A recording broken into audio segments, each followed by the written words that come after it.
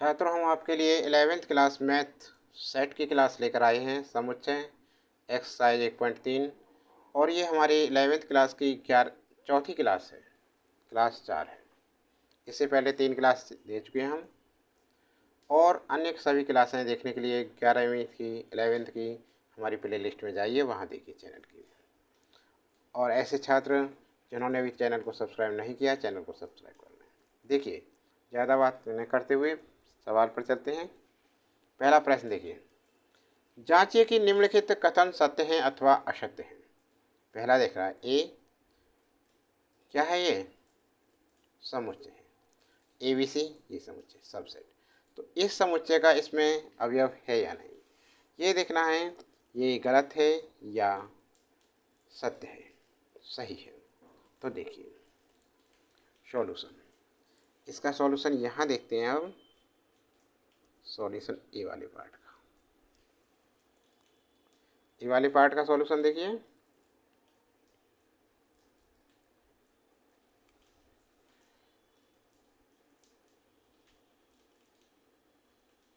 देखिए, जो ए है, क्या है? ए है, नहीं बिलोंग है, ये बिलोंग ए है। ये क्या है? ये एक समुच्चय। क्या है ये? समुच्चय है।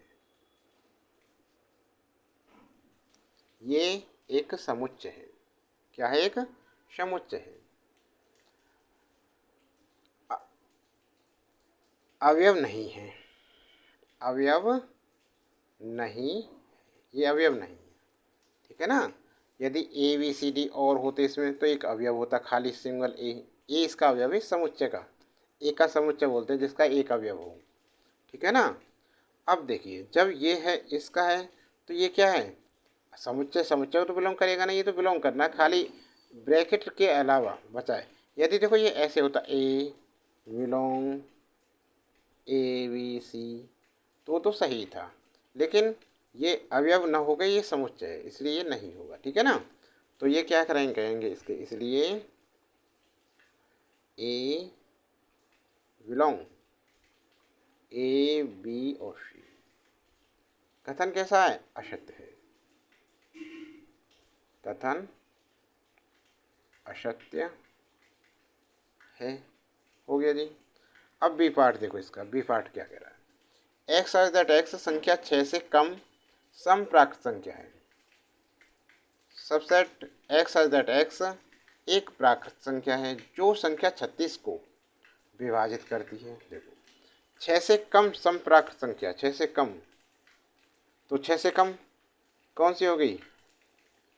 2 4 6, 2 और 4, 6 से कम तो 2 और 4 है केवल, से कम प्राकृत संख्या। और यहाँ क्या कह रहा है? एक्स सच दैट एक्स एक प्राकृत संख्या जो संख्या 36 को विभाजित करती है। 2 और 6 दोनों 36 को विभाजित करते हैं, तो ये कथन सत्य है। मतलब ये सभी जो अवयव हैं, जो ये है राइट में है, इसके अवयवों से सभी मिले हैं राइट के समुच्चय से, इसलिए ये इसका सबसेट है, उपसमुच्चय है इसका। ठीक है ना? उपसमुच्चय है, इसे हिंदी में उपसमुच्चय बोलते हैं। तो ये लिखेंगे सम, हल कैसे लिखेंगे? हल में लिखते हैं हम समप्राकृत संख्या। समप्राकृत संख्या 2 4, संख्या 6 से कम है, संख्या 6 से कम है, तथा 36 को विभाजित करती है। 36 को विभाजित करती है, 36 को विभाजित करती है। इसलिए मझला कोष्टक एक्स एज दैट एक्स एक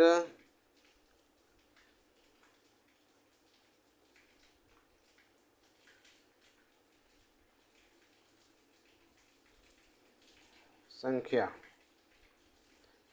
6 से कम सम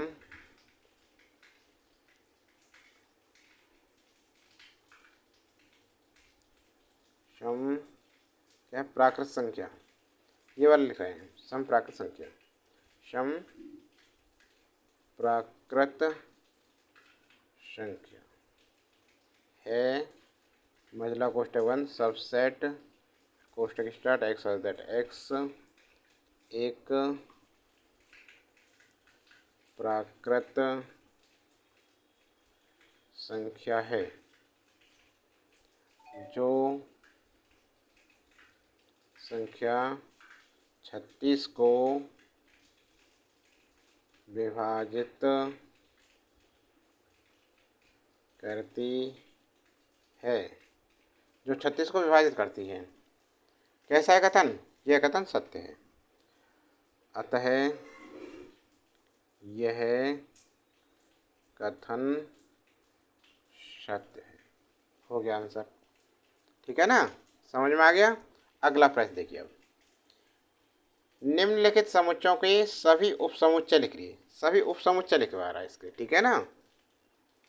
अब देखो कैसे करेंगे इसके सॉल्यूशन, देखिए इसका बहुत सरल है। पहले का एक, इतने के उपसमुच्चय क्या होंगे? उपसमुच्चय होते हैं, देखो इसका उपसमुच्चय होगा एक तो फाई होगा, फाई सबका उपसमुच्चय होता है फाई, और एक यही होगा, बस दो उपसमुच्चय होंगे, बस हो गया सवाल आंसर। बी देखो, बी में क्या ए और बी इसके उपसमुच्चय, तो सबसे पहले क्या लिखते हैं? सबसे पहले तो फाई होगा क्योंकि सबका उपसमुच्चय होता है, फाई के बाद सबको अलग अलग लिखते हैं हम, ए और बी और ए और बी, ठीक है ना। हो गया आंसर, यही है इसका। अब देखिए सी का, देखो सी में कितने? 3 हैं, तो सबसे पहले तो फाई इसका उपसमुच्चय है, फिर एक और उसके बाद 2, उसके बाद 3 और उसके बाद 1 2 1 3 1 3 और 2 3 और वही 1 2 3, कितने? 3। तो देखो फॉर्मूला क्या होता है याद करने के, 2 की घात n, तो 2 की घात 3 कितना हुआ? 8। देखते हैं 8 हो गए क्या नहीं। 1 2 3 4 5 6 7 8, इसका मतलब ये सही आंसर हो गया हमारा, सही है ना। अब देखते हैं डी के, डी के कितने हैं? डी के उपसमुच्चय, तो डी क्या है? सिंगल फाई है, रिक्त समुच्चय है, तो इसका फाई होगा केवल, और कुछ नहीं होगा, इसका उपसमुच्चय यही होगा स्वयं, ठीक है। हो गए, समझ में आ गया, इसका आंसर हो गया। अगला प्रश्न देखिए, पी ए के कितने अवयव हैं यदि ए बराबर 5? यदि ए बराबर 5, तो देखो क्या करेंगे इसके लिए, सॉल्यूशन देखिए इसका। ए बराबर क्या दे रखा है? 5, ठीक है ना, तो पी ए बराबर क्या हो गया? 5, पी ए बराबर ही 5 होगा। इस प्रकार पी ए का 2 0, क्योंकि है ही नहीं, इसका किसी का 0 है, कोई अवयव है ही नहीं इसका, एक हो गया, एक अवयव है, अवयव है, हो गया जी आंसर, समझ में आ गया। अगला प्रश्न देखते हैं अब,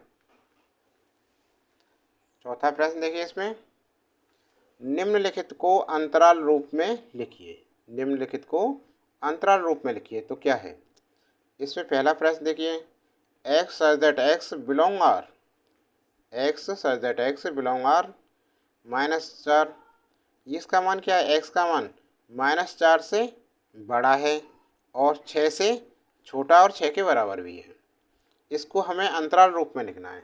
तो अंतराल रूप का कुछ नहीं है, सॉल्यूशन देखिए इसका।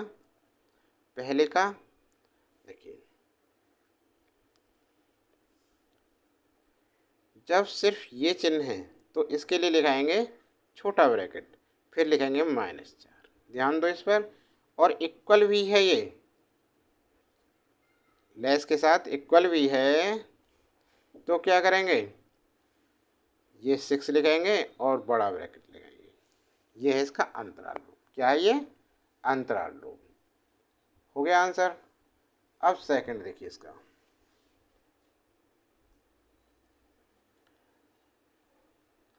सेकंड में देखिए इक्वल नहीं है तो छोटा ब्रैकेट -12, और यहाँ भी इक्वल नहीं है, ठीक है ना, तो -10, यहाँ भी छोटा कोष्टक आएगा। ये आंसर हो गया इसका, ये आंसर है। तीसरा देखिए, इसमें क्या है, देखो इक्वल दे रखा है, ध्यान दो, तो क्या आएगा, बड़ा ब्रैकेट आएगा 0, और यहाँ इक्वल नहीं है, 7 लिख कर छोटा ब्रैकेट। हो गया आंसर। कुछ तो नहीं है सवाल में। चौथा देखिए, यहाँ दोनों में इक्वल है, तो दोनों ही साइड में बड़ा ब्रैकेट आएगा, 3 और 4। हो गया आंसर, हो गया सवाल। अगला नेक्स्ट सवाल देखिए।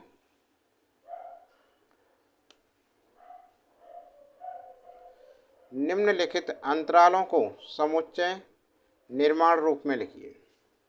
इसे क्या लिखना है, निर्माण रूप। अभी क्या लिखा था सूची विधि में आपने, अब निर्माण रूप में लिखना है। देखिए सॉल्यूशन इसका। पहला सवाल, दोनों पे क्या है, छोटा कोष्टक है, तो कुछ नहीं, सबसे पहले तो मझला कोष्टक लगाएंगे। इसमें क्या करेंगे, मझला कोष्टक, और मझला कोष्टक के बाद एक्स सच दैट एक्स लिखा जाएगा। फिर विलोंग लगाएंगे, विलोंग का चिन्ह, आर रिलेशन, इसके बाद -3 less than x greater than 0, मझला ब्रैकेट बंद। हो गया इसका आंसर। सेकंड सवाल देखो,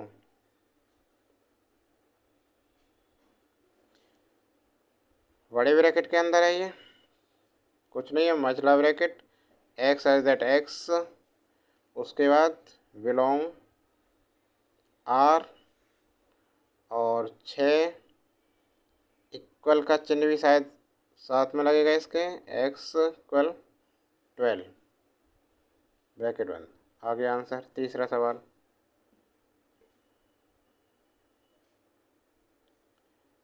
छोटा कोष्टक 6 और 12, बड़ा कोष्टक इसे लिखेंगे हम x as that x belong R 6। देखो यहाँ इक्वल नहीं लगाएंगे उसमें, क्योंकि बड़ा ब्रैकेट नहीं है इस साइड में, लेफ्ट में बड़ा नहीं है, तो लेफ्ट में इक्वल नहीं लगाएंगे एक्स, और यहाँ इक्वल लगेगा राइट में, क्योंकि राइट में बड़े कोष्टक का चिन्ह है।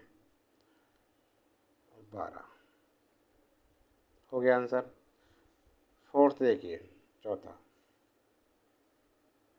-12 -23, पाँचवा x as that x belong R, बड़ा ब्रैकेट है इसलिए क्या करेंगे, 23 इक्वल लगाएंगे एक्स 5, दोनों और इक्वल है। हो गया आंसर ये भी। नेक्स्ट सवाल, अब देखिए छठा प्रश्न, निम्नलिखित में से प्रत्येक के लिए आप कौन सा सार्वत्रिक समुच्चय प्रस्तावित करेंगे। समकोण त्रिभुजों का समुच्चय या समद्विबाहु त्रिभुजों का समुच्चय। सॉल्यूशन देखिए, दोनों समुच्चयों के लिए सार्वत्रिक समुच्चय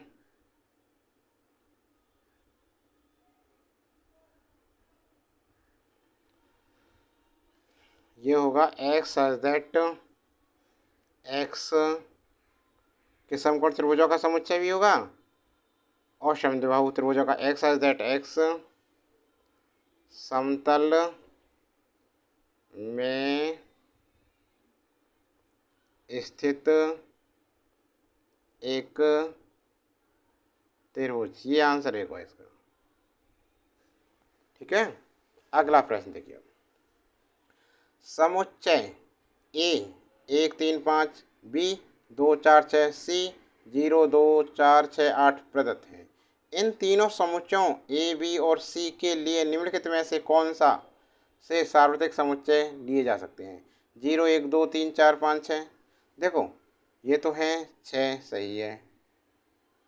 एक आ रहा है, 3 आ रहा है। सार्वत्रिक जिसमें सभी आए, तो सभी आए 6 8, 8 नहीं आ रहा है इसमें, है ना, तो ये तो है नहीं, ये तो सही है नहीं इसका। ठीक है ना, ये तो सही हो नहीं सकता है। और ये तो रिक्त समुच्चय, ये तो हो ही नहीं सकता है। अब अगले पॉइंट देखें। अब तीसरा देखिए, 0 1 2 3 4 5 6 7 8 9 10 हैं पूरे इसमें। अब देखो 0 से 1 3 5 भी आ गया, 2 4 6 भी आ गया इसमें, 0 2 4 6 8 तीनों आ गए।